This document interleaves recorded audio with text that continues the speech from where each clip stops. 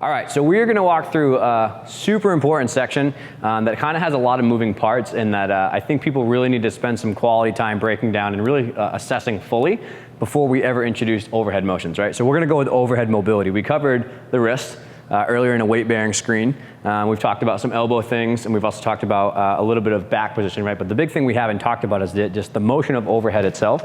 There's a lot of overhead in gymnastics, Olympic lifting. There's different variations of close grip, wide grip, handstand push-ups on body weight. So if you don't have underlying full overhead elevation and mobility, and then you're stacking speed, your body weight, barbell on top of it, there's really a lot of problems that can come up. Would you agree? I agree. So we kind of came up with a screen that we think is kind of maybe a catch-all that has a lot of motions to it, and that we find is very useful to look at all these different variety of positions of shoulders in conjunction with the front rack to kind of really see where does an athlete struggle.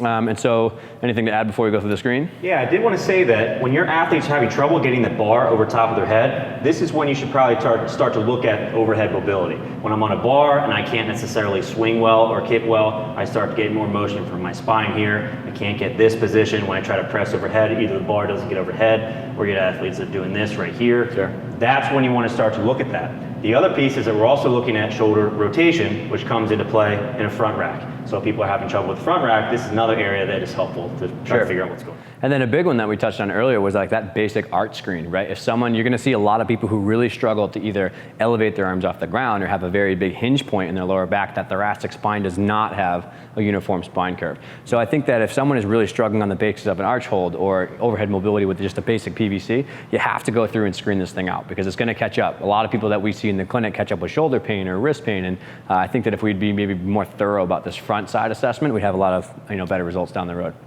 All right, so here's the screen. We're gonna have Dan sit for us. He's gonna be our model. So we kind of simulated a wall here. The reason that we have someone sit as a wall is we kind of want to take the hips out of the equation, right? We're allowing a little bit of a neutral lumbar spine position, right? A little subtle arch is okay. What we don't want to see is a very drastic rib flare, right? That's a big important thing, is that if someone has a limitation in their lat stiffness, maybe some teres, some underarm soft tissue issues, or they have some other problem going overhead with their mobility in their T-spine, we're going to see those ribs pop up, right? We're going to see a lot of people who come to you and they go arm elevation and they get about to here and those ribs stick out and they feel like they had overhead position, right? But this is not very optimal to structurally load with heavy weight, nor your body weight of your handstand, right? People wouldn't really just rack up and start push pressing in this really overextended position because it doesn't look good. Well, then why would you flip yourself over on a handstand push-up and load your body weight up to 100 something pounds? It's the same mechanics. So that's the first thing to look for is, can we get them close to the wall, right? Can we have a good rib position, right? And we're gonna go through a couple different planes of motion and we're gonna try to get them all and look at different spots. So let's walk through one by one. The first thing we're gonna do is we're gonna go thumbs up, Dan. We wanna have an externally rotated position. A lot of times the internal rotators of the lat, the teres, and some other smaller muscles are very stiff. So when we put these athletes palms up, we really see what their mobility restriction is. So we're gonna go palms up. Dan, I want you to try to go all the way up to the wall for me overhead.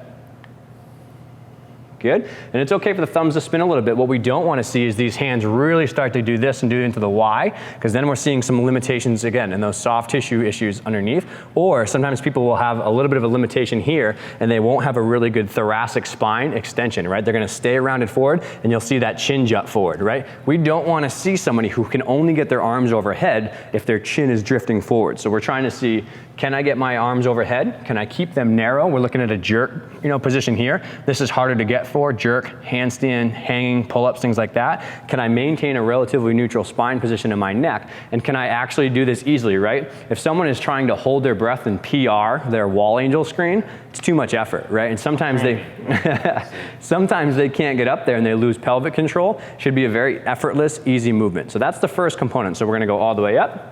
Once we reach this top position and we've kind of cleared jerk, handstand, neck position, ribs aren't flaring, he's got a nice neutral, maybe a little bit of an arch. Now we're gonna slide our arms down the wall. We're gonna come down the wall, maintain this forearm position on the wall, and the first place we're gonna stop is about 45 degrees of overhead to here, right? So why do we wanna see that? So if an athlete is back squatting, they need that relative shoulder motion to get behind the bars, and there's a lot of people who really struggle like that. Maybe those heavy squatting situations aren't the great. If they don't have that great shoulder mobility and they're cranking on their joint and they tip far forward, maybe front squats are a better option. Maybe something over here is a better option. But if you get someone to 45 and you don't allow them to cheat, sometimes you really see them struggle down there. So they go up. You want to say anything? Yeah, Sorry. I just wanted to show you as I go down, if you watch my low back, I'm trying not to have this happen.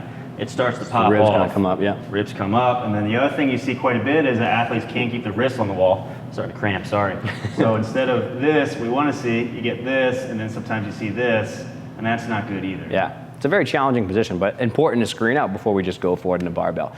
So they're gonna go up overhead, they're gonna slide down to 45 degrees, then we're gonna come back to 90 degrees, right? And this is another very important one. I wanna see those shoulders internally rotate down, and what we don't want to see is that these scaps are popping off and rolling forward, right? This is huge. We're going to talk about this in the muscle up section too, but sometimes what we'll see is that somebody lacks pure internal rotation of their shoulder joint from soft tissue limitations in the back, or maybe they have some other issues related to, you know, shoulder mobility. They can't get their shoulder to rotate, those scaps dump forward, the bottom of a muscle up, keeping that bar close against your chest to pull straight up your body, right? We don't see those, and what can happen, we get some serious issues in the front and your anterior labrum, your capsule can become stretched out. You can irritate the long head of your biceps, bursitis. Like we see a lot of these cranky shoulder pain issues come up because someone is getting their internal rotation from their hypermobile scap, right? And they're not able to engage and pull it back. So we want to screen out that pure shoulder motion, look out for that scap riding down. And I mean, as a general rule of thumb, 60 to 70 is somewhere on go. Obviously you're going to get some motion when you're bar pathing or top of a, you know, if you're doing bar muscle ups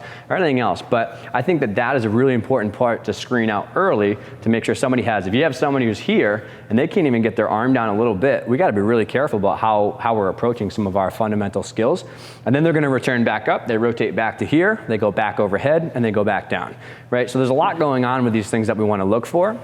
But we think it's a really effective way to quickly look at the motion. If you see somebody fall apart on, they can't touch the box, they can't get the 45, those scaps can't stay on the wall, maybe they're struggling a lot, maybe this is a thoracic spine issue, right? And we'll talk about an up dog assessment in another video. But you gotta, there's so many things that can unfortunately go wrong that, you know, you gotta pick and choose these things. And the last one that we kind of gotta say too is what's their scap doing? Sometimes people will get overhead to here, and this inferior border will really come through a lot, right? Their soft tissue is not allowing them to extend, and they're coming here and pulling through, and they're seeing those scaps really dip too far around the corner. We don't want that, you know? And so if somebody is really tugging on their scap and they're pulling on their, you know, thoracolumbar junction, we're gonna start to get some issues there when they start to swing or they start to do handstands. So we really think this is probably, I mean, one of the most important assessments, I think, because there's so much overhead in gymnastics, Olympic lifting.